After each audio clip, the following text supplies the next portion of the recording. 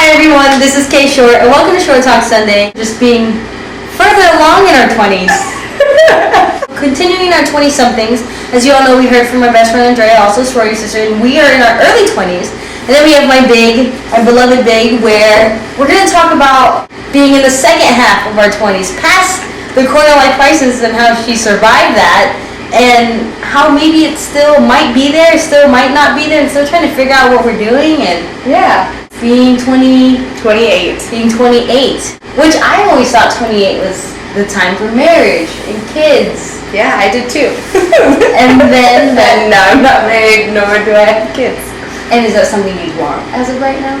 Yeah, I mean right now, in this exact moment, no. I'm very content and happy, but do I want to have a family? Yes.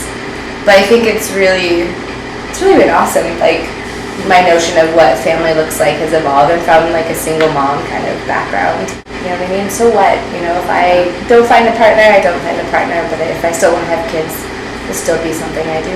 You think it's different now as opposed to a generation even just prior to us, where that emphasis towards this time was kids and family? Oh my gosh, yeah, and you still get that too. Like, you look around, you're like, you see all your friends are getting married on Facebook, and the babies are next, and there's, you know, the second or third round of babies is happening on Facebook right now.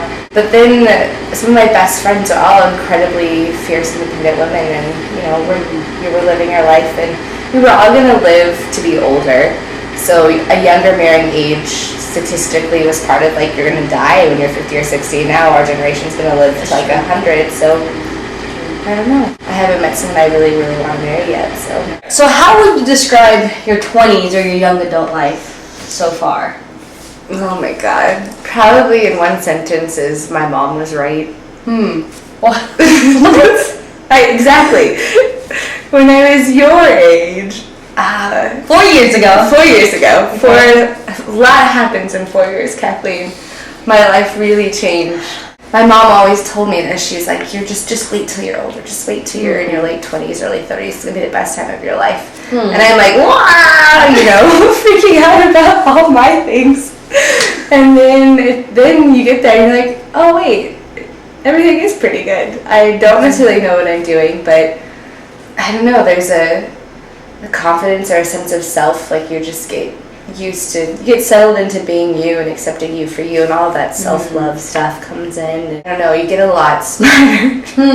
Yeah. Is it past 25 or it's like something around the corner? I don't know. For me, I had a huge transition at 25. 25 was like this pivotal. I don't think I had like my quarter life crisis. I think that might be what I'm going through now. Yeah, my 25 was just this incredible year for me. That's when I moved to DC. I guess looking back, it's like different forks in the road, you know, choosing which school to go to college, you know, choosing to date someone, choosing not to date someone, moving somewhere, like big forks in the road. And that fork was took me in the really right direction. Like, my soul recognized I was doing what I was supposed to do. So what lessons in life have you had the most trouble learning? You know, being in the second half, is there still a lesson in your life that continues to reoccur and you're just like, why isn't this getting through my thick skull? Yeah. Oh my god, that's a really good question, Kathy. That's a really good question. I'm glad these are good questions. Yeah. It's kind of like two-part. It's self-love. I don't know why self-love is such a difficult thing to do. It's really hard to love yourself because with loving yourself, you have to forgive and accept. And I think we live in a culture that's so much pressure, like to be perfect and to be these things, and to live up to that, it's just unrealistic. It's also not fun, you know? So I think it's just learning to love yourself. That includes acceptance and forgiving yourself for like the stupid things you did, and for the moments in your life where other traumas, you know what I mean? Letting go and forgiving there. It seems really easy. It seems logically like the right thing to do, but emotionally it's easy to hold on to pain and suffering. But as soon as you let go of that, the lightness and love and light, you know, comes in, and then it's like, oh, why didn't I do that sooner? Explain a moment where you felt at your loneliest.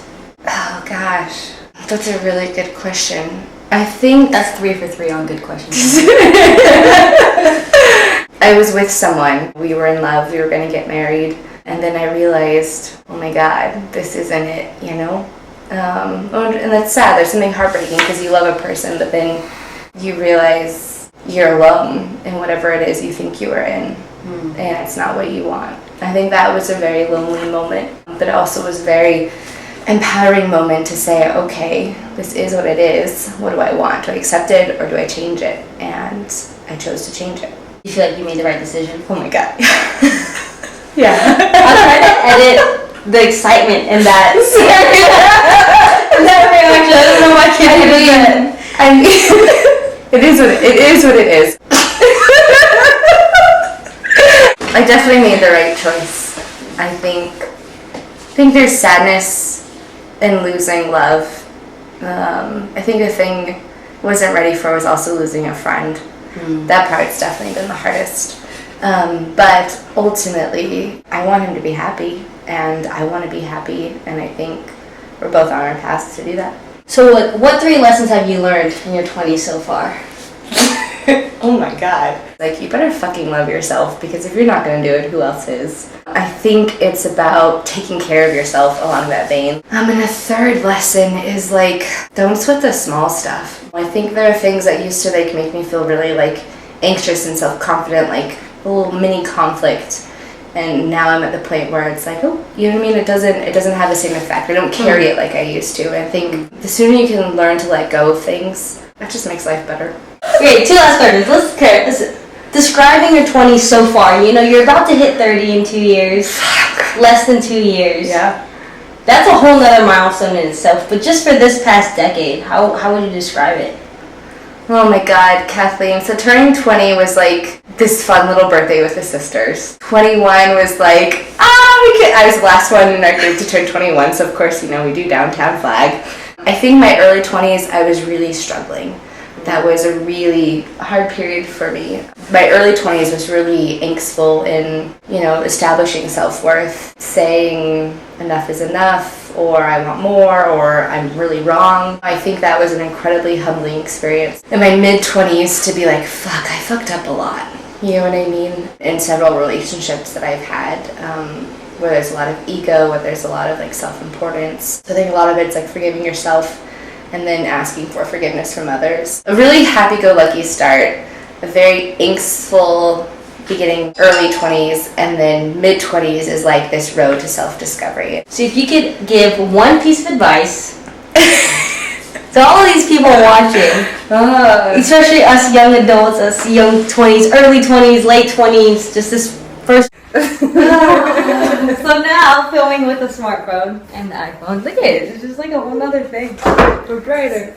So if you can give one piece of advice to all the people that are watching out there about our early 20s or late 20s, this first decade of our life, what would you give to all of the people out there? Can I say 2 things? You can say anything you want. Just Okay. look into the camera and talk to them. Into the camera. Hi, camera, and people behind it. I was 24 when I heard Ralph Nader. Ralph Nader came to campus and he was talking and he said something that was like triggering and kind of problematic. He's all you 20-year-old somethings, imagine what you could accomplish if you just got over yourselves.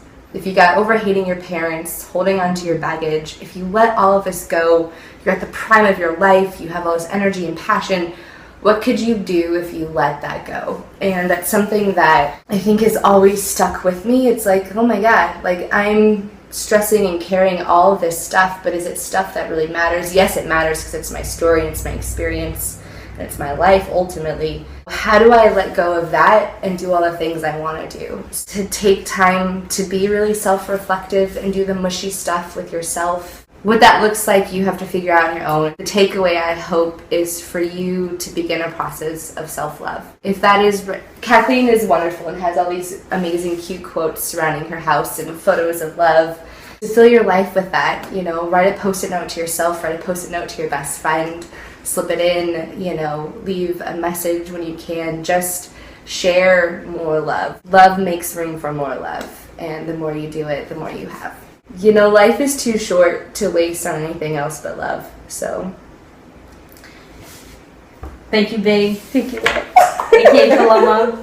So everyone, thank you all for watching. Thanks for watching her. She's great. Thanks for watching us. Thank you for watching Short Talk Sunday. This is K.Short. This is Paloma, my baby. So welcome to Short Talk Sunday. This is K.Short. This is my big. Get used to her. She's going to be around for a really long time. And thank you all for watching. I really appreciate all of you, and I'll see you all next Sunday. Bye. Have a great night.